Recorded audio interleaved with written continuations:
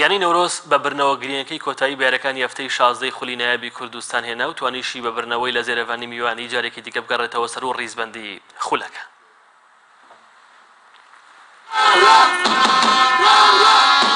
یانەی نەورۆز تەنها هەفتەیەک دوور کەوتەوە لە یەکەمی ڕیزبەندی و جارێکی تر گەڕایەوە پێشەنگی خولی نایابی کوردستان، ئەوەش دوای بردنەوە گرنگەکەی بەرامبەر زێرەڤانی لە یاریگای زانکۆی سلێمانی و بە ئامادەبوونی هاندەرێکی زۆر. یانەی نەورۆز میوانداری زێرەڤانی کرد. بردنەوە یاریەکە بۆ هەردوویانە گرنگ بوو، بە تایبەتی کوڕانی یونس سلێمانی ڕاهێنەری نەورۆز، چونکە بردنەوەیان جارێکی تر دەیگەیاندەوە پێشەنگی ڕیزبەندی. گێم یەکەم بە هێرشەکان یانەی خاوەن یاریگا دەستی پێکردو، بە تەواویش باڵادەستی خۆیان پیشاندا و هەرزوش دوو گۆڵیان لە ڕێگەی ئیماد ئەحمەد یاریزانی لاوانیانەکە و دیار عەلی ناسرا و بە حەمکە گۆڵکەری خولەکە بەدە گۆڵ تۆمار کرد لە خولەکەکانی 10-33دا. یانەی میوانیش بەختی خۆی بە چەند هێرشێک تاقی کردەوە، بەڵام بەخت یاوەری نەبوو لە تۆمارکردنی گۆڵ و ئەو گێمەش بەو دوو گۆڵە کۆتایی هات. سەرەتای گێمی دووەم پێچەوانە بوو، کاتێک یانەی زێرەڤانی بە هێرشەکانی دەستی بەیاری کردەوە و توانی لە خولەکی 49 لە ڕێگەی وەگا ڕەمەزانەوە بە لێدانی سزا گۆڵ یەکەم تۆمار بکەن. دوای ئەو گۆڵەش پەلەکردنی یاریزانانی میوان ڕێگر بوو لە یەکسانکردنەوەی ئەنجامەکە بەهۆی لە دەستدانی چەندین هێرشی ئاسان.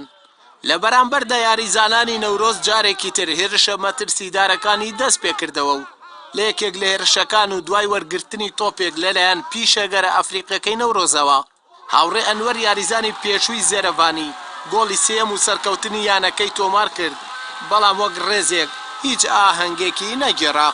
لە کۆتاییشدا یاریەکە بە ئەنجامی 3 گۆڵ بەرامبەر بە گۆڵێک بە سوودیانەی نەورۆز کۆتایی هات. سەرتا سپاس بخوا سێ خاڵی زۆر گرنگ بوو بە ئێمە، ئەتوانم بڵێم ئێمە ئیشمان لەسەرەوە کرد کە لە خولێک یەکەم داخلی یاریەکە بین بە گۆڵکردن. سپاس بخوا تا حدێکی زۆر سەرکەوتوو بین تایەکە و ئیشە لەسەری کردمان سەرکەوتوو بین تایە گۆڵمان تۆمار کرد چوینە جێ کەشی یاریەکەوە.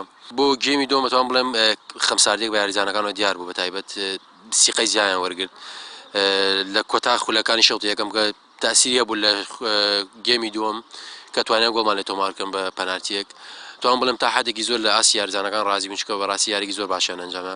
ئەم سێ خاڵی زۆر گرنگ بوو بۆ ئێمە. یاری ئەڤرۆ بۆمە شێ بشمێتەوە زەحمەت بوو، چی یاریکەرە زەحمەت کرد بەرخۆ، یعنی هات نەخاری یعنی ئاستێکی نەباش نیڤایەکی شیان خەلەتیەت کوژەک یعنی فاولی توپدانی متابعه نبود و گل دوی هر دیسا تاپکا خوجه شیان گلی تومار کن. هرچند هم یاری گلک فرصت مچه بون گلک دلیوت گل کردیم مچه بون بس هم نشیان تومار کن.